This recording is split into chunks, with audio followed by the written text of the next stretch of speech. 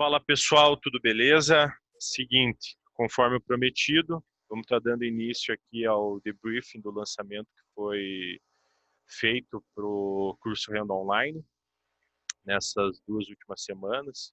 Na verdade, o lançamento tem mais de um mês, né, que começou, mas que se encerrou no domingo, Dia dos Pais.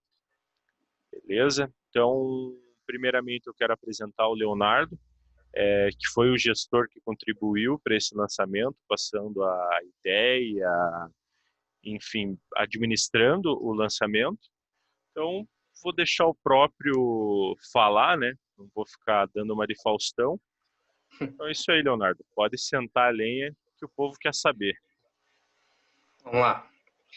A ideia inicial da nossa parte do lançamento era testar e validar alguns métodos que eu já venho fazendo para outro lançamento e testar nesse nicho também. Ele é como se fosse um lançamento interno com uma mistura de meteórico. Porém, ele é muito menos invasivo e a gente tenta fazer o máximo que as pessoas não saiam dos grupos, que esse é um dos principais feitos do lançamento, né? Quanto menos evasão dos grupos, maior tua quantidade de pessoas para a tua abertura do carrinho. E isso tudo está atrelado a diversos sentidos nos grupos. O primeiro é a alta taxa de mensagem que as pessoas geralmente enviam dentro dos grupos. As mensagens acabam se tornando chatas, as pessoas começam a sair e, por fim, a tua qualidade e a retenção dos públicos é muito grande, né? Então, o grande ponto-chave sempre do lançamento é a distribuição de conteúdos que você fornece ali dentro para manter as pessoas ativas o tempo todo e aquecidas até o início das aulas, né? Quanto mais aquecida você tem as pessoas, maior a tua taxa de retorno sobre o investimento, né? Então, geralmente, do mercado afora, em todos os lançamentos, as taxas de retorno, que é o ROI, é de 1%. E quanto mais você tende a manter as pessoas aquecidas e envolvidas com o lançamento em si, com as aulas e com a procura do curso, maior vai ser a sua taxa de retorno. A nossa meta inicial De retorno ou de para conversão, desculpa? de conversão. No caso, é o retorno sobre investimento, né? O ROI que a gente fala, mas é de conversão. A nossa ideia inicial, o que foi? A gente construiu uma página de captura muito bem detalhada e minimalista, sem muitas informações, mas o suficiente para a pessoa ler, e uma página de obrigado que ele sabia que dentro daquele grupo, era um grupo fechado, e ele iria receber informações importantes e esse grupo iria ser aberto. O que acontece? Quando a pessoa entra dentro do grupo sabendo o que acontece, ela não sai. Ao contrário de alguns outros lançamentos que o pessoal coloca o link do WhatsApp direto, as pessoas caem lá de paraquedas, muitas vezes sem ler o anúncio, sem ver o vídeo, só vê uma informaçãozinha lá que chamou a atenção dela, cai no grupo, aí é um grupo fechado, então ela não tem com quem conversar. Ou ela vai chamar os administradores, ou ela vai sair. Um dos dois. Se o grupo estiver aberto, o que vai acontecer é a pessoa perguntar: o que é esse grupo aqui? Então, por isso que a página de captura ela é importante, não enviar direto para os grupos, e a página de obrigado é a chave para que quando a pessoa cai lá dentro, ela não saia. Tá? A nossa meta inicial era preencher 10 grupos, né?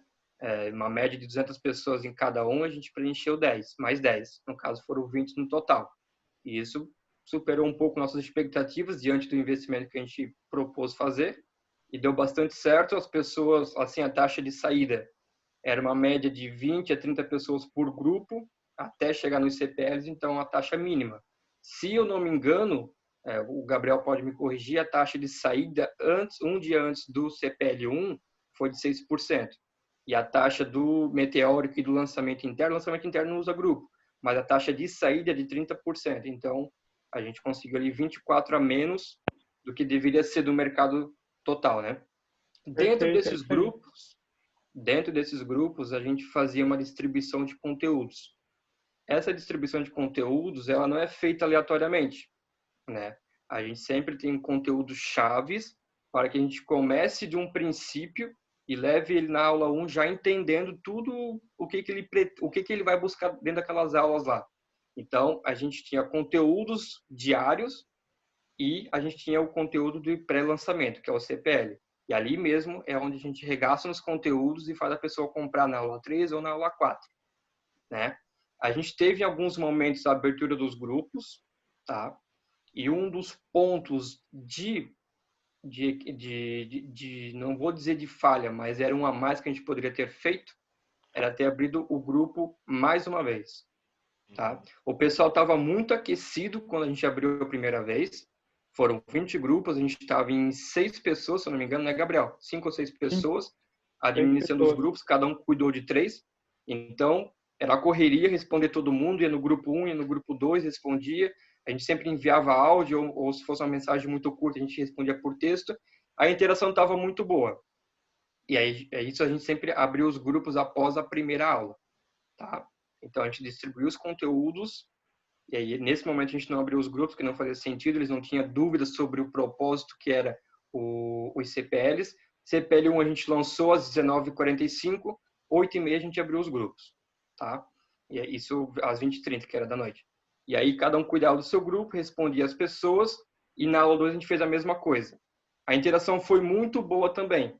Como a gente abriu o carrinho na aula 3, né, a gente não abriu os grupos. E esse é um dos pontos de melhoria que a gente tem, porque muitas perguntas iriam vir, muitas dúvidas iriam ser matadas, e acabou que meio que o pessoal deu aquela baixada no fogo, tá?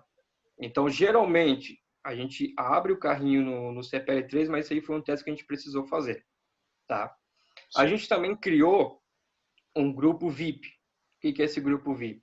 A gente meio que criou uma estratégia boladona do envelope, que a gente distribuiu um bônus que não existia ainda, não existia no mercado ainda, que era uma garantia de 6 meses.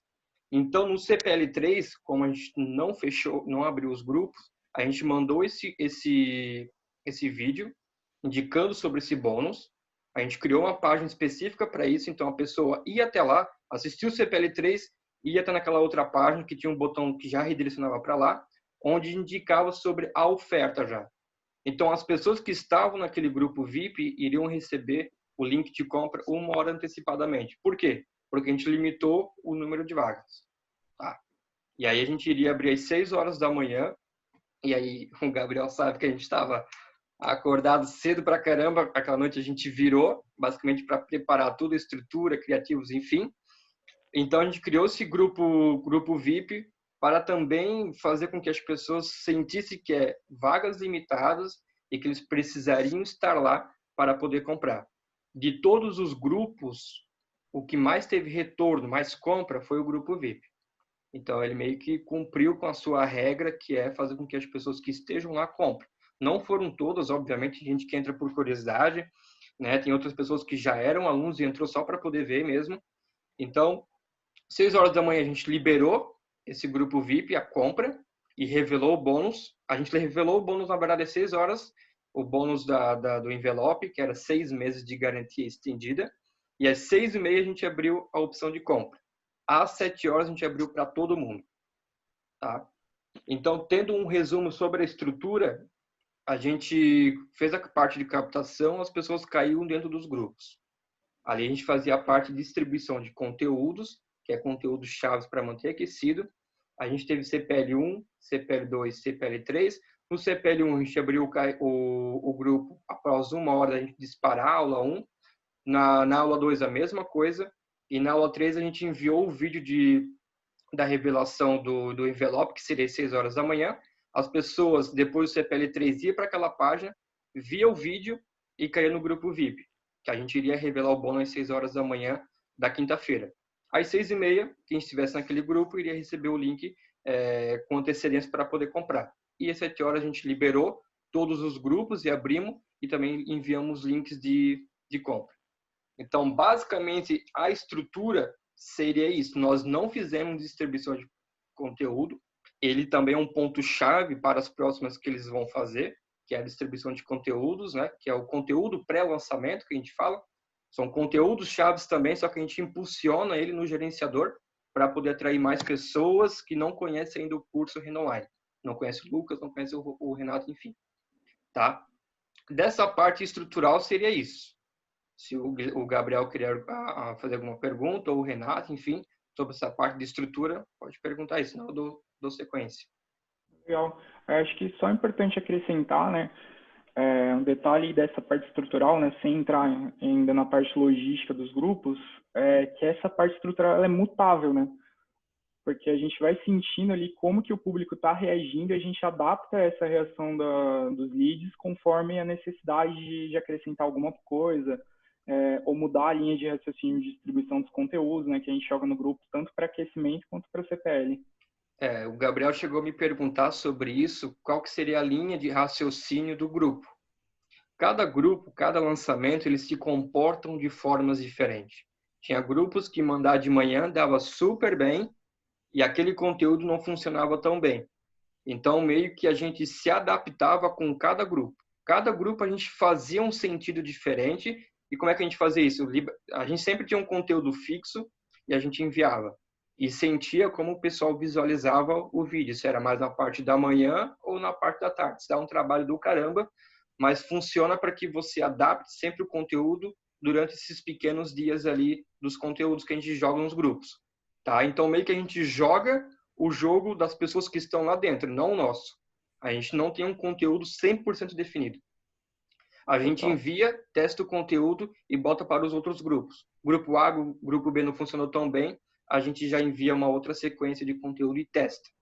É como se fosse uma validação de conteúdos interna dentro dos grupos. Então, meio que a gente faz o jogo deles. Vocês preferem receber às 8 ou às 6? Tá, então o grupo A recebe às 6, o grupo B recebe às 8. Porque cada um se comportou de uma forma diferente. Uma questão então, de feeling, né? Você tem que sentir como que tá como que teu cliente está exatamente. respondendo, né? O teu prospecto está respondendo. E é É bacana também a gente acrescentar, né? Provavelmente vai ter pessoas de fora que não nos conhecem que vão estar assistindo esse vídeo. Esse lançamento, então, novamente, foi sobre o curso Renda Online, que é um produto perpétuo, né? Ele já vende no mercado. Na verdade, foi um lançamento de uma promoção, né? Não é um lançamento de um produto. Então, tudo isso faz com que esse lançamento tenha métricas diferentes, se comporte de formas diferentes. Muitos dos clientes que estavam ali dentro, dos possíveis clientes, né, dos prospectos que estavam ali dentro dos grupos, eles já conheciam sobre o produto, alguns, né? Outros ainda não. Então, muitos já sabiam que o produto era perpétuo. Só para a questão de valores, o preço, né, o custo desse produto é R$ 297 no perpétuo.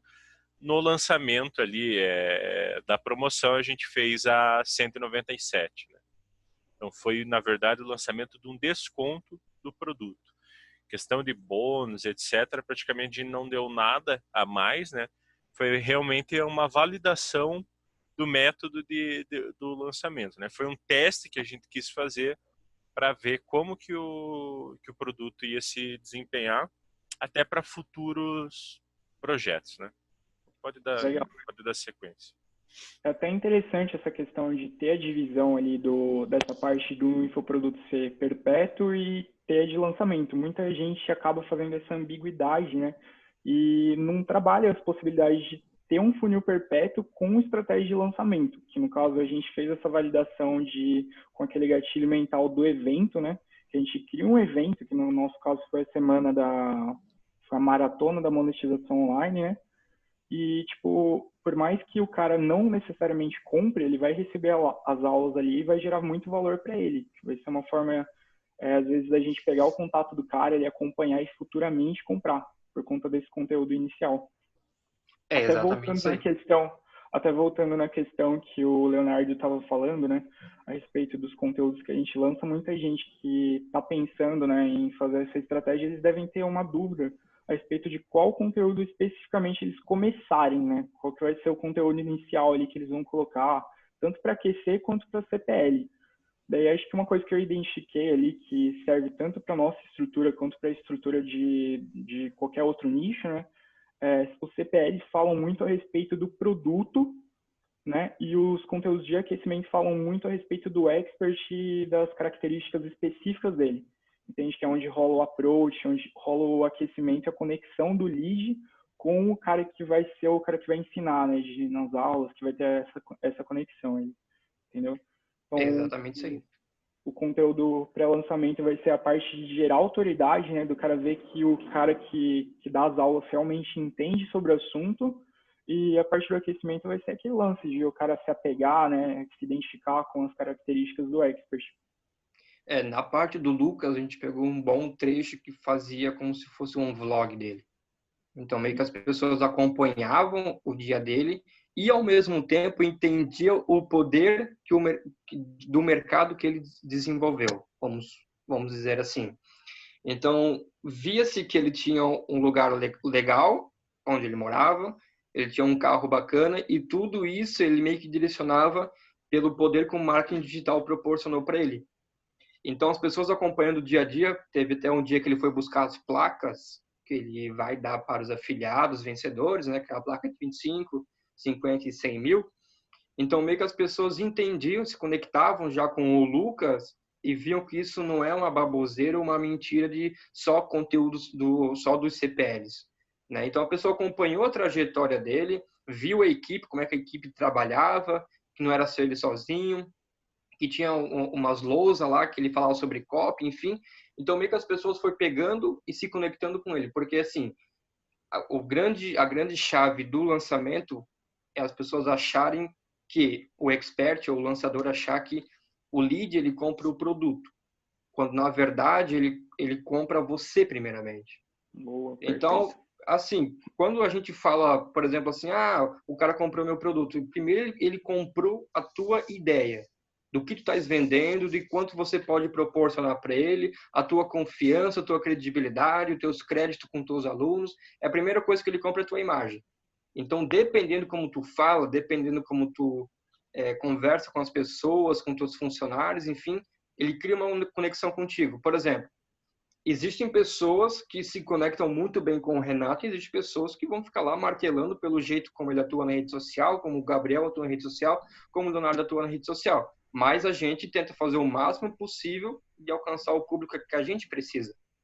A gente nunca vai conseguir vender para 1 milhão de pessoas, mas gerar conexão com 1.000 é o suficiente para a gente. A gente bate 1 milhão no lançamento. Ponto. É isso. Entendeu? Então, esse é um dos pontos que a gente faz na distribuição de conteúdos antes do lançamento, né, para as pessoas terem essa conexão com a gente. Poxa, é um cara que tem família, é um cara que tem um carro legal, é um cara que tem uma empresa, entende? Esse é um dos principais pontos que a gente faz com a questão do conteúdo. Legal.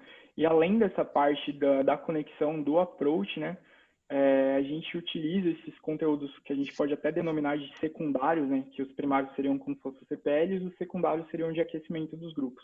Então, a gente pode utilizar, além dessa parte da conexão, a gente pode utilizar como quebra de objeção, entendeu? A gente inclui ali as possíveis objeções que o lead vai ter em relação ao infoproduto e de forma indireta e implícita ali nos vídeos de aquecimento, a gente inclui essa quebra de objeção, entendeu? Seja em questão do valor ser alto, seja em questão de ele achar ali que não tem outras pessoas que fazem parte dessa comunidade aí do infoproduto, né? Então a gente inclui de forma implícita ali e ao mesmo tempo o cara vê o vídeo, cria conexão e já quebra aquela objeção que ele tinha em relação à compra, né? Exatamente isso aí. A gente chegou até a distribuir uma coisa a mais que eu não tinha feito, que deu bastante resultado. Eu não dei o nome para isso aí, mas eu vou chamar de pequenos nuggets, que eram trechos dessa parte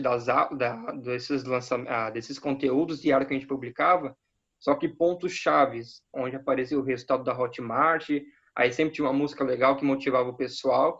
Então, meio que a gente pegou esses trechos desses conteúdos que a gente distribuiu, só que eram os trechos chaves para continuar mantendo o cara aquecido. Então, a partir do terceiro dia, ele passou a receber 2 conteúdos por dia. E os novos grupos que ia lotando, a gente seguiu na linha de um conteúdo por dia, até a gente chegar no grupo 18, onde começou a receber 2 vezes por dia. Porque a gente precisava finalizar essa ideologia dos conteúdos, já ia começar o CPL1, então ele precisava receber os demais vídeos que a gente achava, né, que iria gerar essa conexão a mais. Então, quando chegou no 18º grupo, era o primeiro dia, já recebia 2 vídeos, no outro dia, mais 2, porque a gente precisava alimentar ele com todos os vídeos que a gente já tinha preparado. Então, esses pequenos vídeos que a gente distribuiu também foi um ponto-chave bem bacana que eu acredito que eu vou utilizar para os próximos também. Show, perfeito. Essa é a parte estrutural. Agora a gente vai entrar na parte mais técnica, né? Em questão gerenciador, dos criativos, o que a gente fez, o que a gente não fez. Então, se o Renato querer falar mais alguma coisa, o Gabriel, a gente parte para essa segunda fase. Eu vou fechar ela e salvar como parte 1. Então, vamos deixar salvo essas duas partes para o pessoal já entender. E é bom que já fica a divisão entre já fica a divisão, exatamente. Do gerenciador. Perfeito. Valeu, pessoal. Encerramos a parte Valeu. 1 aí. Agora é Dali. Bora.